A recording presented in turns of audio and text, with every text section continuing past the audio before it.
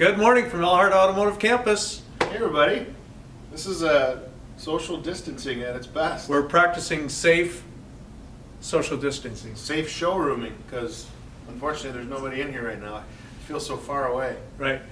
Just to confirm with you from yesterday, we did get confirmation from Michigan Auto Dealers Association and the National Auto Dealers Association that sales organizations of car dealerships are not to be open, and only parts and service and collision work, repair and maintenance work.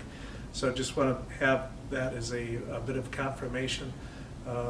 Not what we like to hear, but this is a health pandemic, and so we're practicing safe distancing, and hope you are at home as well.